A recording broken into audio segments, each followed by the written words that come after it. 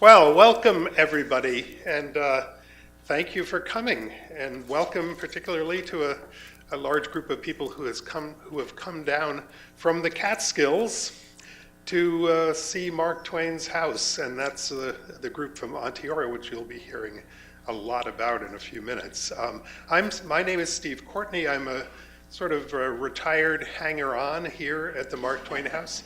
I do some volunteering and curatorial, but I just want to reiterate welcome to both our in-person audience and our faraway virtual audience who are in on this as well. I was involved in the founding of this lecture series, originally entitled The Trouble Begins at 5:30. This was a reference to Samuel Clemens, as that is Mark Twain's, early lecture posters, which read, "The trouble begins at 8." Now, these events are all over the clock, led by the Director of Collections, Jody DeBrine, with style and grace. So here we are with Jane Curley, who is going to tell us of the Clemens family's visits to the Catskills, particularly during the summer of 1890, when they spent time at a summer artists and writers colony called Onteora, founded by Candace Wheeler. She was the first woman who achieved renown as an interior decorator. It's an extraordinary story that you'll hear from Jane. And if you want to savor the experience or have friends who missed it, a replay of the event will soon be available on the Trouble Begins playlist of our YouTube channel. The Mark Twain House has a few YouTube channels, so look for the one that says Trouble Begins, and that's accessible through the website, www.marktwainhouse.org. And of course, at the end of the program, we'll take a few minutes to answer some questions from the audiences near and far. But before we get started, I need to thank our sponsors for this wonderful season of the 2023 Trouble Begins. Our friends at another important locale for Twain Studies, the Center for Mark Twain Studies in Elmira, New York. This is an outfit that has fostered the study of Twain and his era for many decades. The Clemenses summered in Elmira for many, many years, and much of his best work was done there. And of course, there's our state organization for the arts and intellectual ferment, Connecticut Humanities. It's a nonprofit affiliate of the National Endowment for the Humanities, which supports cultural and historic organizations that tell each state's stories, which build community and enrich lives. But now to today's action. Jane Curley is an independent curator specializing in children's literature. She earned a PhD in art history from Yale University. For the Carle Museum of Picture Book Art in Amherst, Mass., she has curated shows on Thompson's Eloise, Ludwig Bemelmans Madeline, the work of William Steig, and many more. Her most recent exhibition, The Pursuit of Everything, featured Maira Kalman's work for children. Her summers are spent at the Onteora Club, where she lives in a crooked Associated Artists cottage, and I have been there and I can attest to its crookedness. She has been the club historian for many years. She's also graciously hosted visitors from the Mark Twain House several times recently and was a major source for the Onteora portion of the current exhibit on the Clemens' Summers for Business or Pleasure, Mark Twain's Summer Sojourns, and that's upstairs, and I hope you all get a chance to see that afterward. So, welcome, Jane.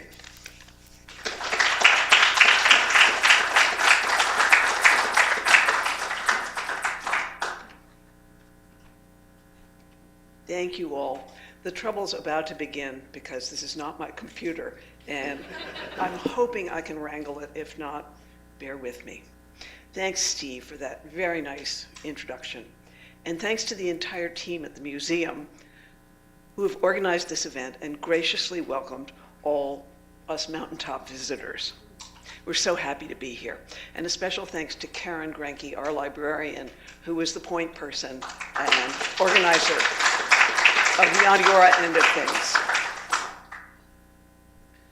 So now, if I can wrangle this computer, I am going to tell you the story of one summer, 1890, when the Clemens family came to estivate in a fledgling community in the Catskills called Onteora. But first, I thought it might amuse you if I provided a few highlights from the headlines of that year. So, in 1890, Wyoming became the 44th state and the very first to have votes for women. Yosemite became a national park. The Sherman Antitrust Act was passed in Congress. In the popular press, photojournalist Jacob Riis published How the Other Half Lives. Nellie Bly raced around the globe in 72 days. The first fountain pen was patented, and at Auburn Prison in New York, the first execution by electric chair took place. This was the summer Claude Monet began painting his haystacks, and Vincent van Gogh died. Dvorak composed his Requiem in B minor, while John Philip Sousa got everybody's toes tapping with his hit tune of 1890, You'll Miss Lots of Fun When You're Married. Now, let's shift the spotlight, if I can, from the wider world onto the Clemens family. Clemens himself was 55 in 1890, and his wife, Livy, 45. The three children, Susie, Clara, and Jean, were 18, 16, and 10, respectively. The family had been living in Hartford since 1871, and in this house since 1874. No one knew that this was their penultimate year there, but poor investments and a failed publishing company forced Clemens into bankruptcy in 1894. Sorry, I'm flipping.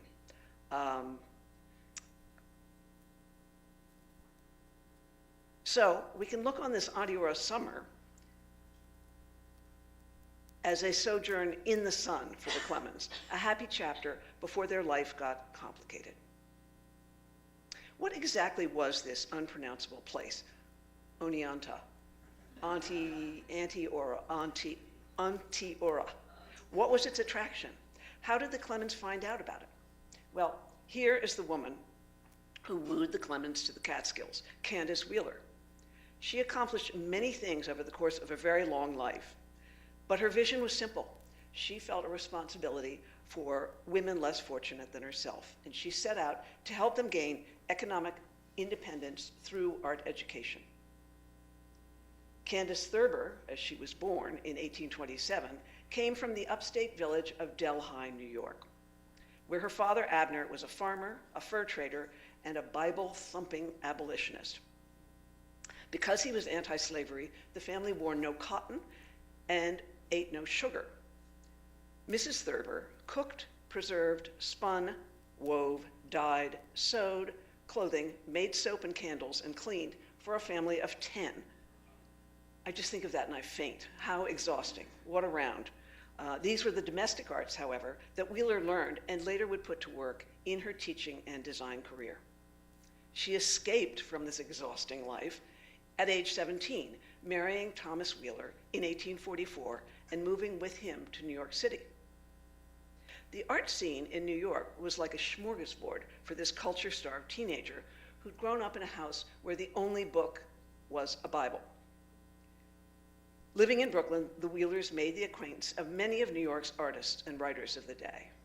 And Tom Wheeler did well enough in his storage and shipping business to afford a country house in Jamaica, Long Island, Nestledown, where they raised their 4 children and entertained family and friends.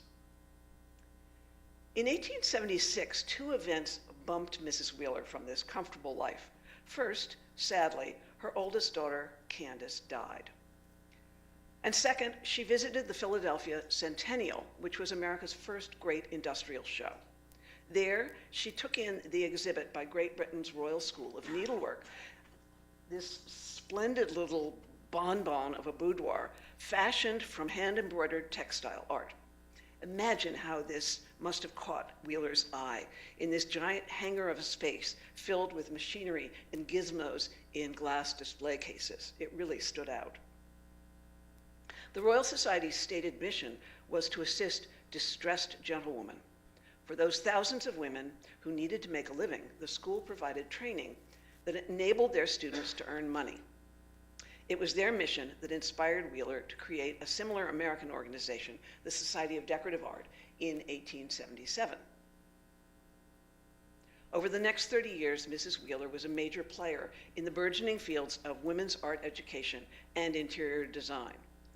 Between 1879 and 83, she partnered with Louis Comfort Tiffany, the painter Lockwood DeForest, and the textile connoisseur Samuel Coleman. They called themselves the Associated Artists, or the AA. And they were the cutting edge in high society interior decorating. Sam Clemens hired them to create the interiors of his Hartford home in 1881. And here you see Susie, framed by a Wheeler portiere in pink silk. I think you probably just saw this in the living room. And then here is Mrs. Wheeler's prize-winning wallpaper in the mahogany bedroom. Someone still makes this, I believe. I think Bradbury and Bradbury, if you want your own Candace Wheeler wallpapered room. The journalist Kate Field described Mrs. Clemens as a delicate little woman who thinks much of her upholstery. It's no wonder then that Livy and Mrs. Wheeler hit it off. The two families' connection strengthened in 1886 when Harper's Magazine commissioned Dora Wheeler, Mrs. Wheeler's successful artist daughter, to paint the portraits of all the literary stars of the day, most of which sank on an ocean liner. Not the stars, the portraits. But her Clemens portrait survived and is in the collection here today. Wheeler also taught ladies' classes at Cooper Union, lectured, edited magazines, published articles and books, and then ran her own decorative arts firm, the AA also. She kept the name, so it was sort of AA 2.0, after the original dissolved in '83. I want to show you some examples of the kind of work that her firm produced. This is a design for needlework by one of her young students, Caroline Townsend. And here are a couple of examples that shows the sort of the expensive end down to the cheap end of her fabrics.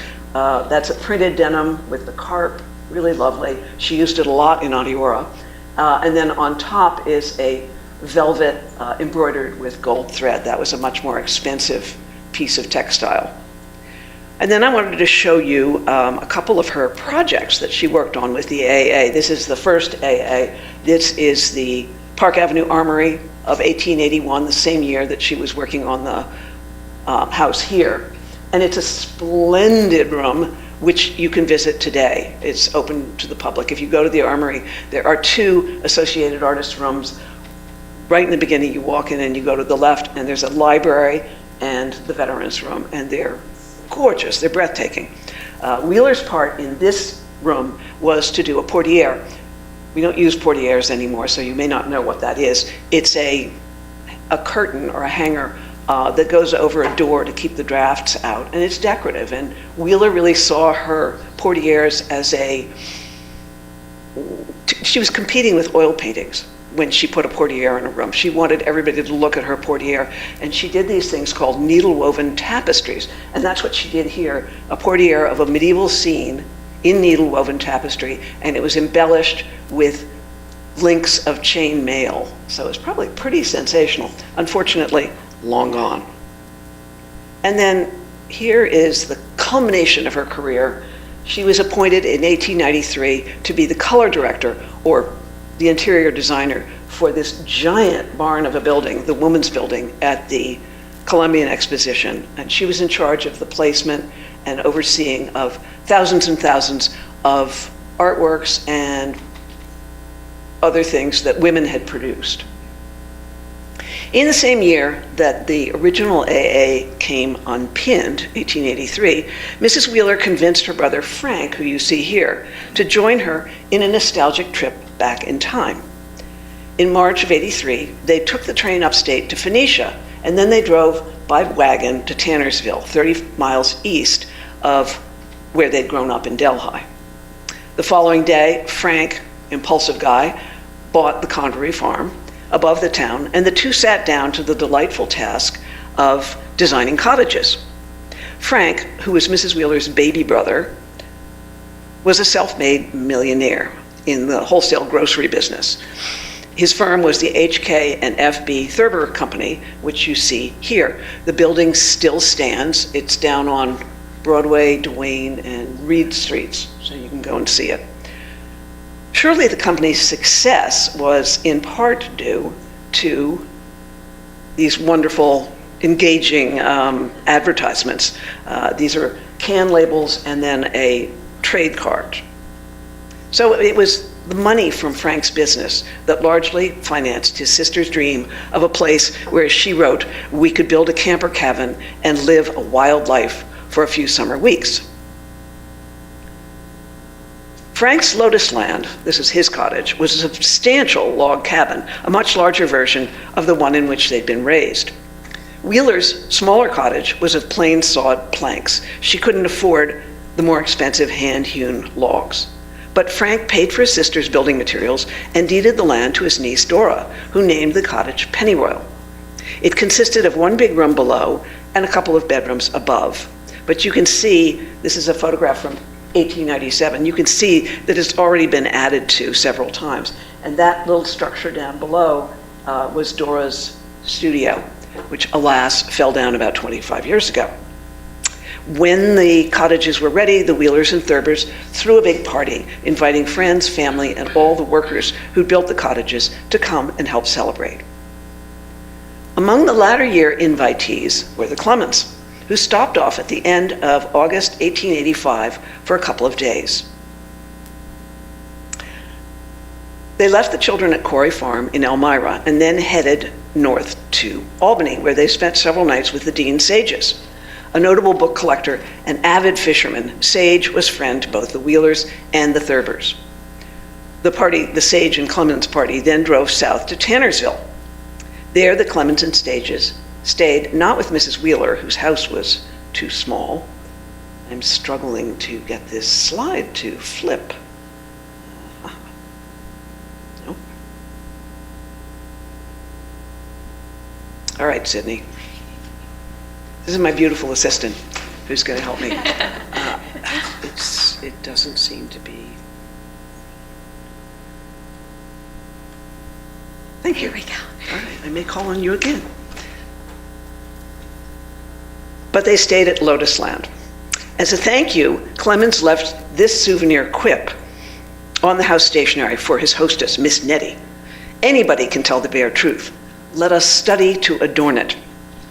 The printed epigraph here, by the way, is a fragment of a John Greenleaf Whittier poem, The Tent on the Beach, which was about his summer vacation, his idyll in New Hampshire on a beach, which Mrs. Wheeler just happened to be reading on that first trip to the mountaintop in 1883. Now, a word about Jeanette Thurber, Miss Nettie. Oops, now I'm getting too frisky. There. She had even bigger ambitions than her sister-in-law. Nothing less than the founding of a National Conservatory of Music to be funded by an act of Congress.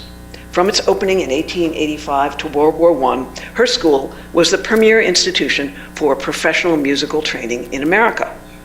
Quite radical for its day, the conservatory was racially integrated, promoted women, and even handicapped students. The only entry requirement was musical talent. In 1891, she signed Czech composer Antonín Dvořák, who you see there with her, to direct the school for 2 years. It was Miss Nettie who came up with the name Onteora, which in the local Native American language means hills of the sky. But back to that first visit. Dora drew Clemens' portrait directly on the plaster wall of the living room at Pennyroyal. She also drew Mrs. Sage in profile, and Clemens described Mrs. Sage's face in the portrait as transfigured with successful sin. She had managed to pay the carriage driver who'd brought them before anyone noticed, and she was proud of the fact. Dora's mother encouraged her daughter to use the wall as a pictorial guest book, a practice she would repeat a few years later at the Bear and Fox Inn. So here are a couple of shots of the interior of Pennyroyal. Remember, this was just one big room. Sorry, I'm struggling. This is the dining room, and This is the dining room end of things. Oh, damn it.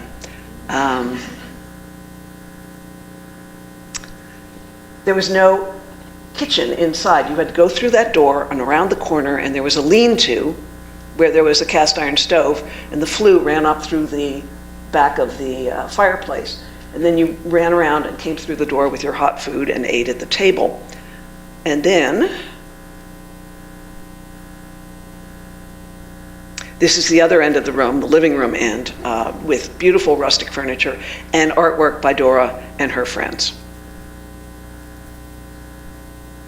In 1887, the Thurbers and Wheelers decided to go public with their mountaintop camp. Frank began by buying the adjoining Parker and Mattis farms. Then, with his brother-in-law Tom Wheeler and a trio of railroad men, he incorporated the Catskill Mountains Camp and Cottage Company. Early the following year, the partners erected the Bear and Fox Inn and 3 simple cottages, all designed by Dunham, the Wheelers' younger son, and furnished by the AA. This is an ad for the AA's offering. Lots and lots of fabrics, but note the last one, special plans for country houses. And then here is Mrs. Wheeler and her husband, Tom, on the porch at the brand new Bear and Fox Inn with her husband, Tom. She was 61 years old at this point. For Frank Thurber, Onteora was just a smart diversification from his grocery business. It was a sensible investment, too, for Sam Kuykendall, Thomas Cornell, and Henry Martin. They hoped to boost traffic on their Stony Clove and Catskill Railroad, which had just happened to have reached Tannersville in 1887. The partners realized that the Catskills, those hard-to-reach but beautiful mountains painted by the Hudson River School, were now 5 hours closer to New York City, thanks to the post-Civil War boom in railroads. Catskill land was cheap and ripe for development. Wheeler, as the eminence grise and publicist of the operation, invited all her notable friends and acquaintances to come.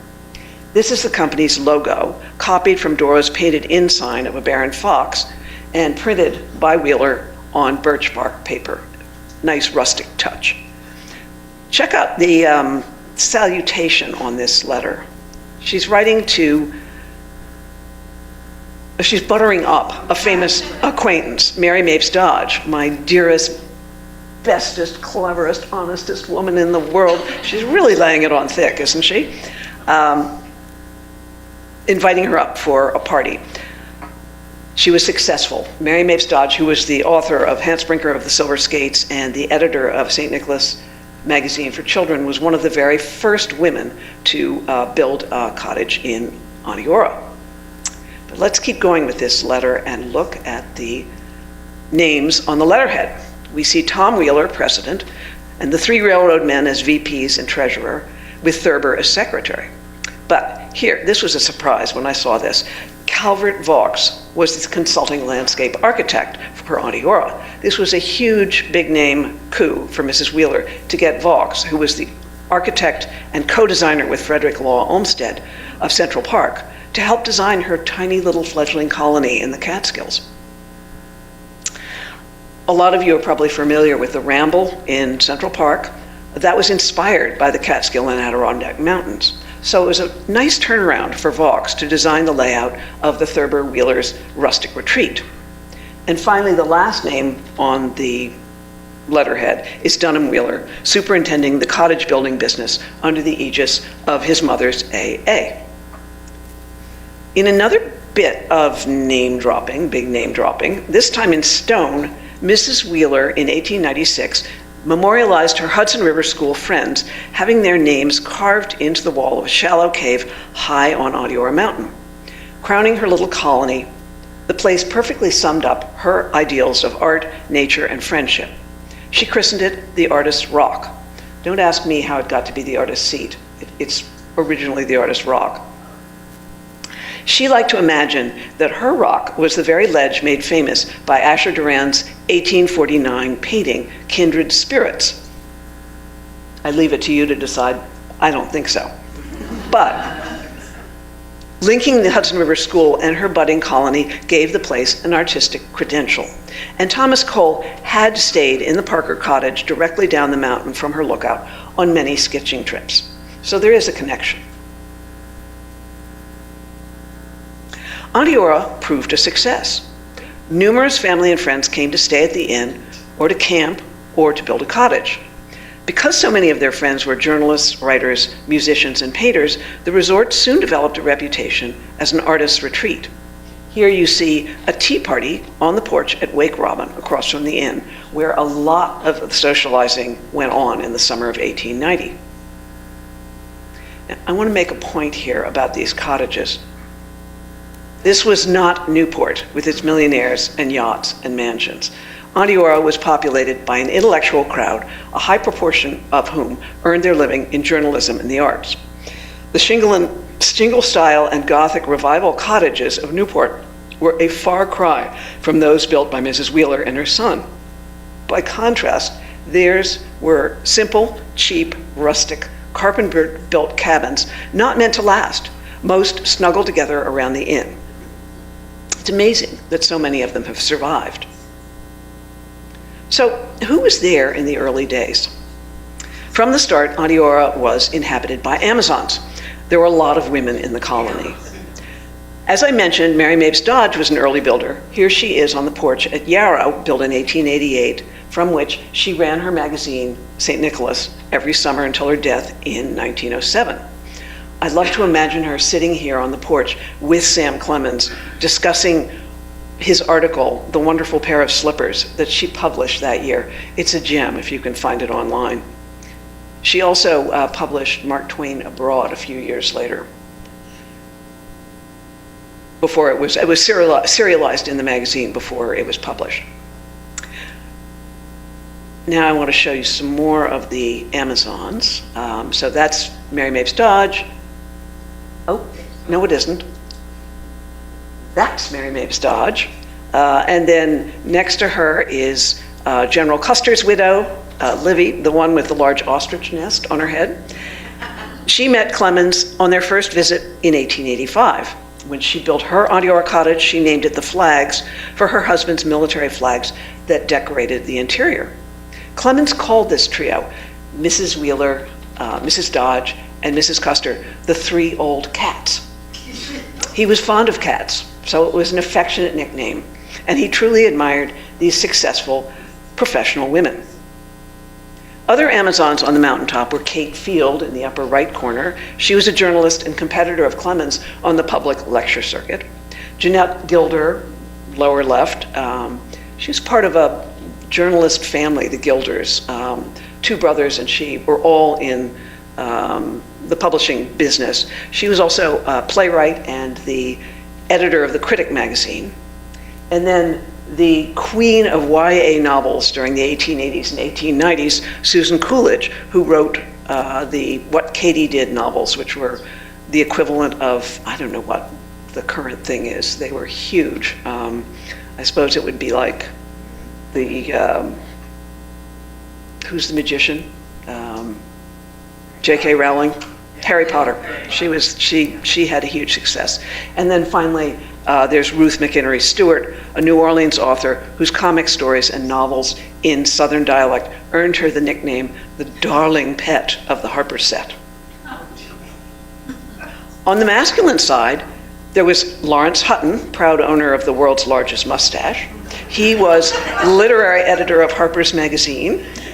And next to him is his friend and fellow author of books on the theater, Brander Matthews, who translated Edmond de Rostan's play Cyrano de Bergerac and brought it to the United States.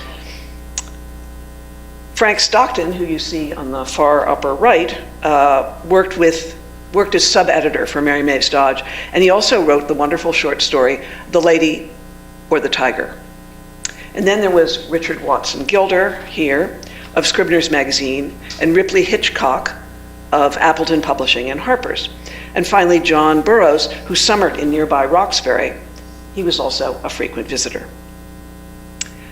So here are Clemens, Matthews, and Hutton on the porch at Wake Robin, and then a pendant shot of Onteora's ladies.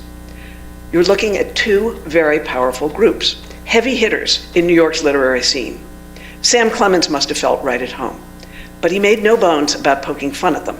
He wrote this amusing description of Onteora's intellectuals from the viewpoint of natives. I would lay good odds on the fact that he was eavesdropping on this pair.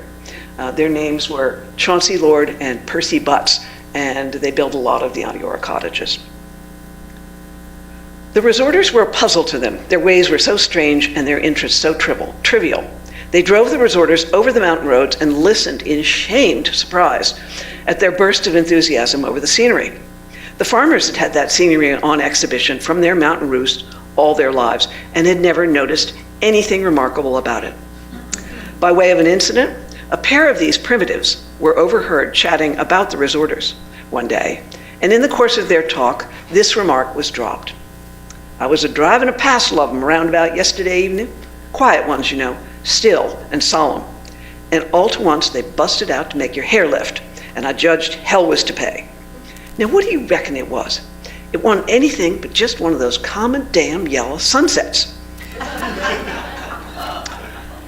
So why did Clemens decide to come to Onteora? We can only guess, but I suspect that finances and friendship brought them to the mountaintop. Here was a delightful adventure, a change of pace, with new scenery, fresh air for the girls, literary and artistic cachet, a known group of colleagues and friends, and it was cheap. A double occupancy room at the Hotel Catskills, built 7 years before the Bear and Fox, charged $60 to $75 a week in August, slightly less in September. So you can see what a bargain Onteora was. Let's imagine we're in a carriage right behind the Clemens as they drove into the entrance gate to Onteora that summer in 1890. This is what they would have seen. The first thing they passed was the post office lodge on the right, and that's the inn in the background. Their cottage, Balsam, was directly uphill behind it. It had no kitchen, no running water, no gas light, and no source of heat other than the chimneys. The family walked across the road each day to the inn, which boasted a French chef, for their meals. Unlike church camps, such as Chautauqua, the Bear and Fox served liquor. You know that would have been a deal breaker for Clemens if they hadn't. A visitor in 1892, a bride, Maud Appleton McDowell, remembered the inn as, in her words, a very primitive, simple bark building with partitions so thin that Mark Twain once said you could hear a lady in the next room change her mind. She continued, these walls were made of burlap stretched across the studdings, and a hat pin, we wore such things in those days, could be stuck through from one room to the other, for I tried it one day. It had a sign hanging outside with the bear and fox painted on it, and a real bear skin and fox skin tacked up on the wall near the front entrance. And you can see 2 bear skins tacked on the wall there. Within is a large, low dining room with canvas-covered walls on which artists have left proof of their brushes. A woman's head, a bit of woodland, much as the French painters adorn the walls of the inns at Barbizon. The plank floors are painted dark red, and the tables are covered with a spread of blue denim. The waitresses wore dresses of the same color and material. Each table bears a glass filled with daisies and buttercups. There are dressers for the blue and white china and a huge open fireplace of rough stone. Above are bedchambers furnished with the utmost simplicity with furniture from a little local factory, each with a bathtub and soft bed. That giant fireplace was called, the locals called it the listening post, because that's where you went if you wanted to hear the latest gossip. So that was the inn, and here is Balsam, the Clemens cottage. Now we have to stop and admire Clemens and Susie dressed up for a tableau vivant as Hero and Leander. When I first saw this photo, I thought, oh my God, he's wearing a dress? What? But then I realized, no, that is a classical Greek Speedo that he's got on, and a hot water bottle as a floaty, so that as Leander, he can swim the Hellespont safely. Poor Susie, isn't she just the picture of teenage mortification at the dorkiness of her father? At the end of the summer, the ladies of Onteora presented Clemens with a souvenir of this highlight of his visit, an engraving of the death of Leander from a French painting. Alas, this Leander has no water wings or bathing costume. Just imagine how Clemens must have cracked wise about his own prudence in providing himself with a dress and a hot water bottle. But back to the cottage. Oops, the other way. Balsam was a classic associated artist design, from the rough bark siding to the catty-corner Dutch door and the diamond-paned windows. Down in the lower right, you'll see the rustic log supports with the twigs sticking out. They would sprout from year to year, both inside and outside of AA cottages.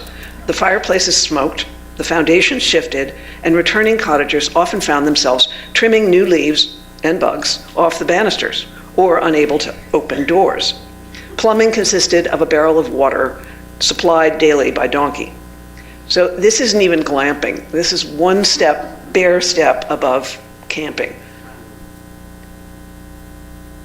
There they are inside the house. What did they do for amusement?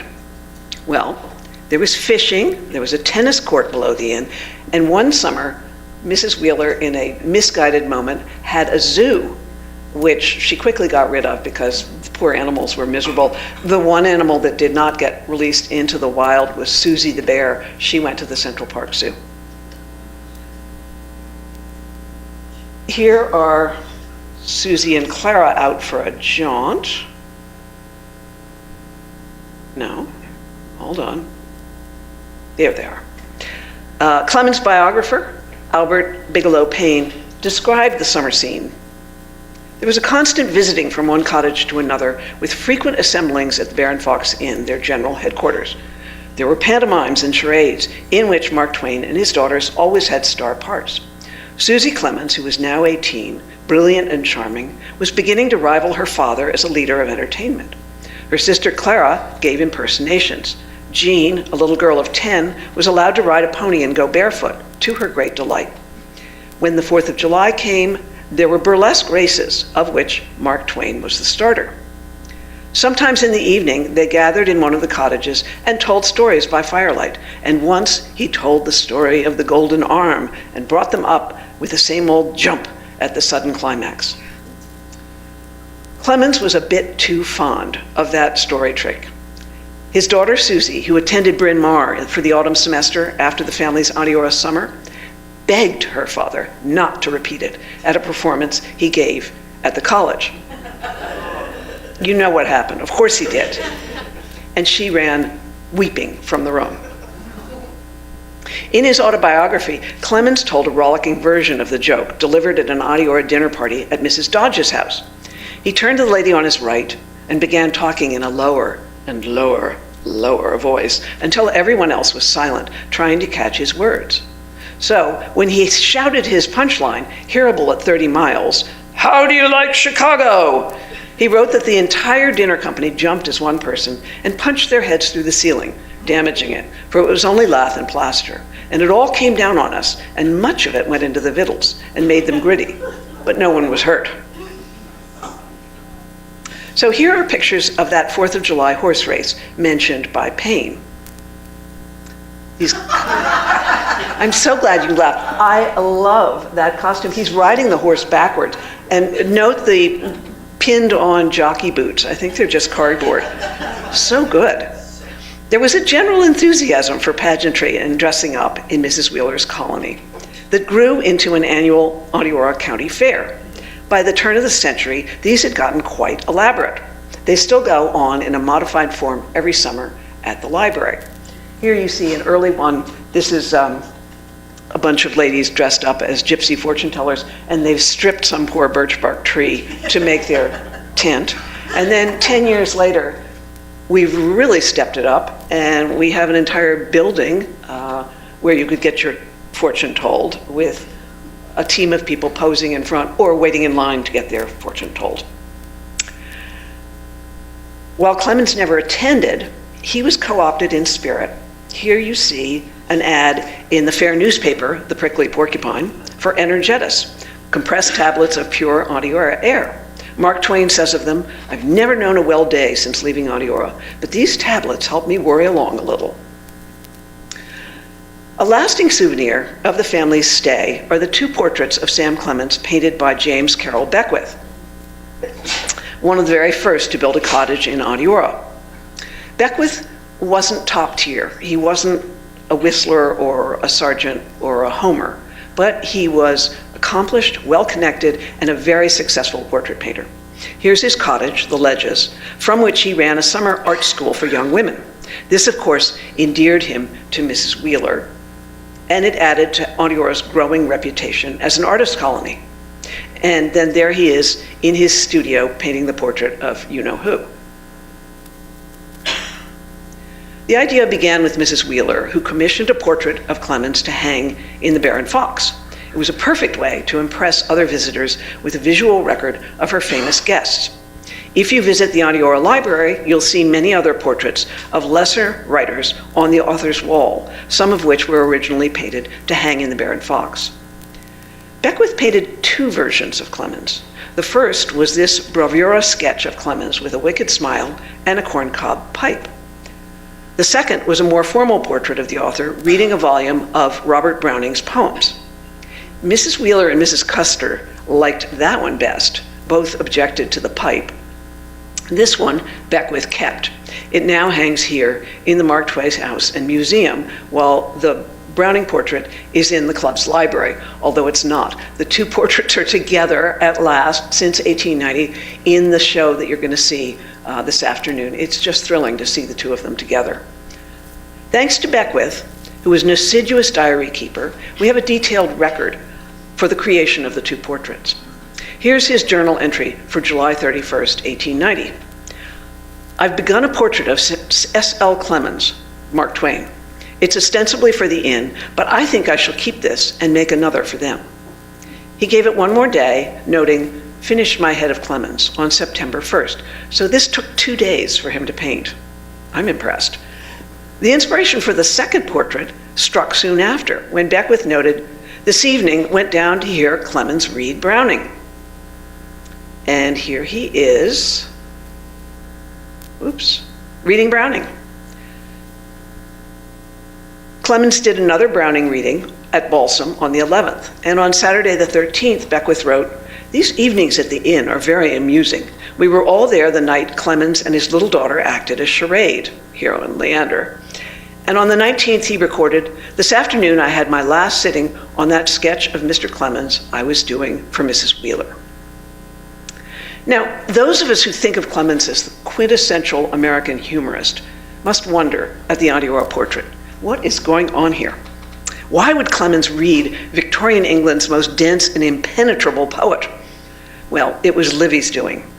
She, an admirer of Browning, had organized a study group with her daughters in 1886. Clemens, who suffered his entire career from insecurity about his lack of academic credentials, was roped in to recite the poems. Clemens wrote, think of it, I've been elected reader to a Browning class. Mind you, the ABCs only, his easy poems. I study and prepare 30 or 4 pages of new matter for each sitting. He joked, I used to explain Mr. Browning, but the class won't stand for that. They say that my reading imparts clear comprehension, but they say the poetry never gets obscure until I start to explain it. So I've stopped being an expounder and thrown my heft into the reading. Yes, and with vast results. I don't wish to flatter anybody, but I will say this much. Put me in the right condition and give me room according to my strength, and I can read Browning so Browning himself can understand it. So what Beckwith painted in this second portrait then was not the famous humorist. This was a portrait of Clemens, the polished performer and intellectual equal to England's most high-flown poet. So there you have the flow and texture of life at Onteora in the summer of 1890. It was a sociable environment of writers, artists, and their families, an entertaining break from the grind of business in the heat of summer, a place to let your hair down and relax with friends. In a thank you note at summer's end, Clemens wrote to Mrs. Wheeler, Dear Mrs. Wheeler, it was the perfection of a visit. Just enough rain, just enough sunshine, just enough people, and just the right kind. Just enough exercise, just enough lazying around. Just enough of everything desirable and no lack of anything usual to the details of a lark away from home. If any should ask me if we had a good time there, I should answer that it was just a model case of, oh, hell yes. So the trouble is ended.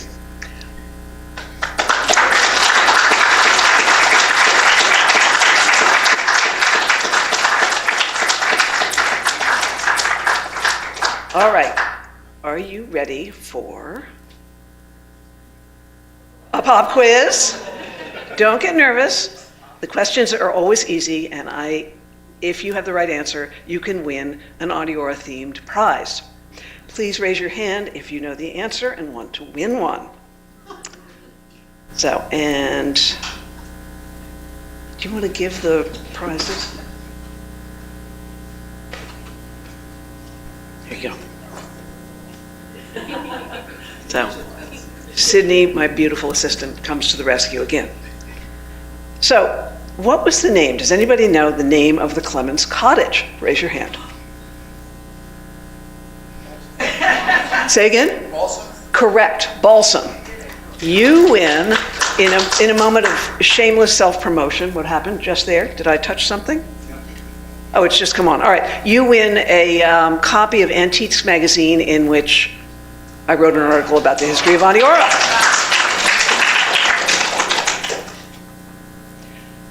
Question number 2. Who was the starter for the Onteora horse races of 1890? Correct. You win a set of Onteora Bear and Fox coasters. Oh, wow. Question number 3, and I sort of feel like I should ask the Onteorans to all keep their hands down, but I won't. Who designed this wallpaper, and where did you see it recently? Nan. Mahogany room, Candace Wheeler. Yes, correct. Candace Wheeler's prize-winning wallpaper from the Mahogany Room. Oh, sorry, you get a a bagu with a bear and fox on it. All right, now I lied when I said these questions are easy.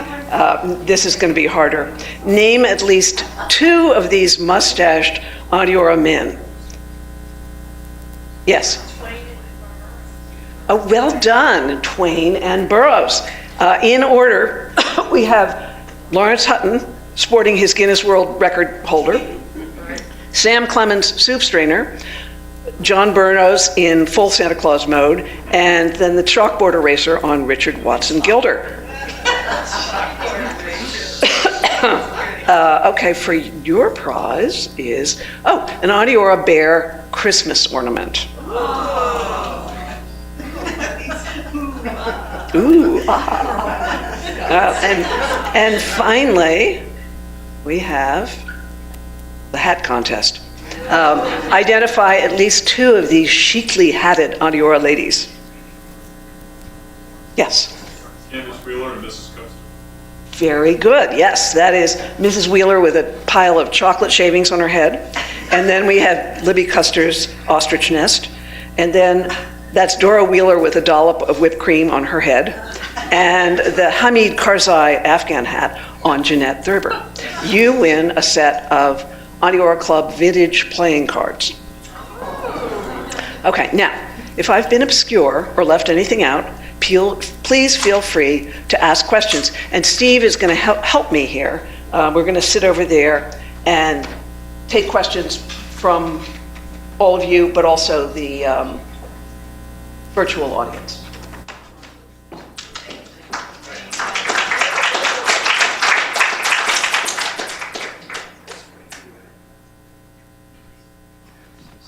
Who has a question? Let me explain how it works. Well, you ask your questions, but the people out in the virtual world won't be able to hear you. So I will repeat your question. So I'll ask you to keep it on the short side so that I can do that. And then there will be some questions from the virtual world as well. So who has a question? Nobody. I see one. The question is, was this in Tannersville, New York? It's no, it's near nothing. It's up on the top of a mountain about an hour south of Albany and an hour north of Newburgh. So that's where it was. I didn't repeat that part of the question. Next. Talked about this a little bit in the tour. Is there any that Clemens didn't invite him in Onteora during that summer. Is there any evidence that Clemens did any writing in Onteora in the summer of 1890? He certainly kept up his correspondence, and I don't know what he was working on in Onteora. He traveled quite a bit to New York, and he might have started Tom Sawyer abroad. Not sure. Good question. Yeah.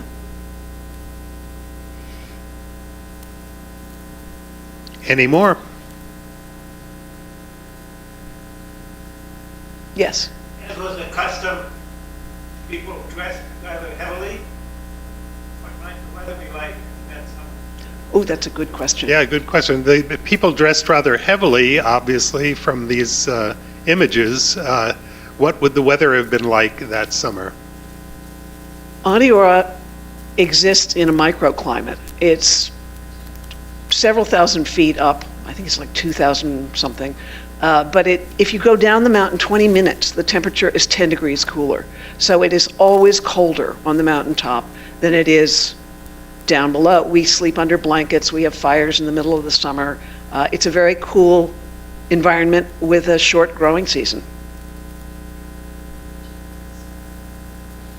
Yes. He had such a wonderful summer there in 1890. Is there a reason he did not return? Ooh, that's a good question. He had a wonderful summer there in 1890. Is there a reason he did not return? He planned to return in 1904, but Livy died, and so that got canceled. And he was heading into, in 1890, he was heading into a period where he was struggling with his finances. And they moved out of the Hartford home, and they spent time in Europe trying to save money. So I think it just slipped away from him.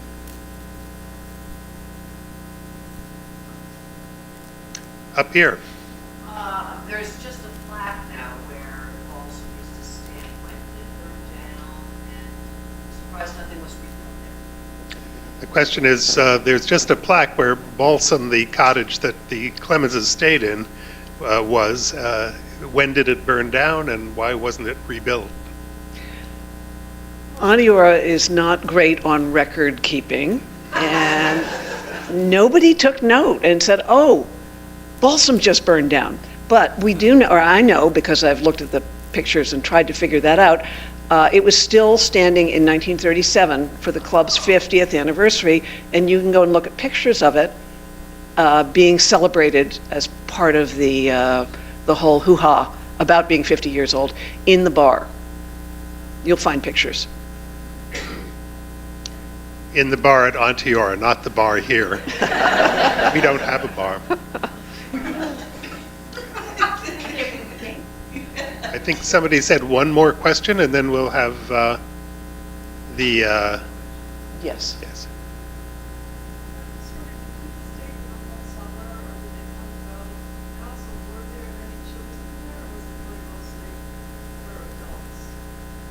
Did people stay for the whole summer, or did they come and go?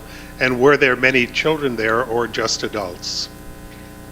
In the early days, people would come for the whole summer. But the Bear and Fox was a working inn, so you could come for the weekend or for a week. So it varies. Now, women all work. People come up for weekends. They come for a month at a time if they can, with kids. And yes, there have always been kids at Onteora, and continues to be a big family community kind of place. Now, I'm not sure if we have questions from the virtual community.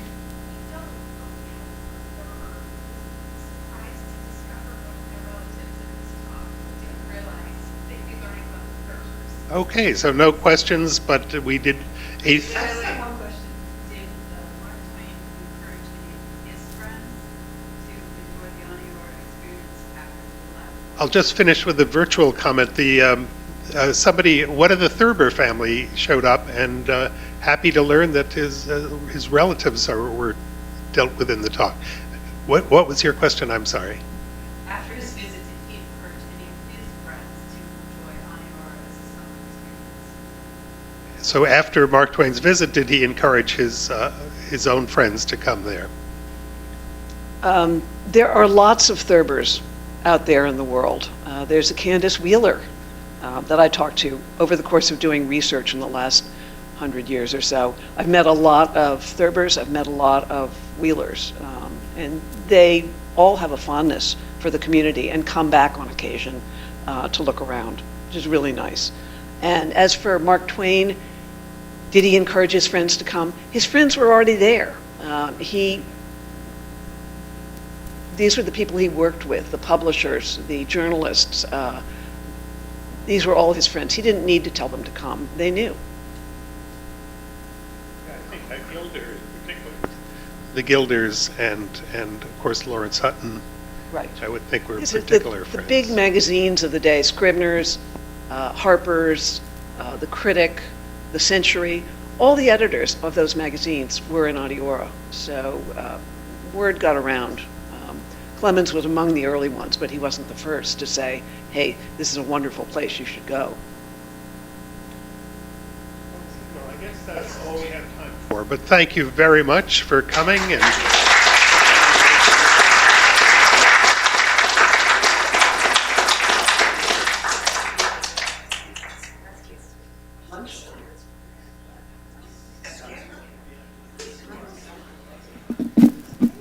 very well. Wonderful, really wonderful. Just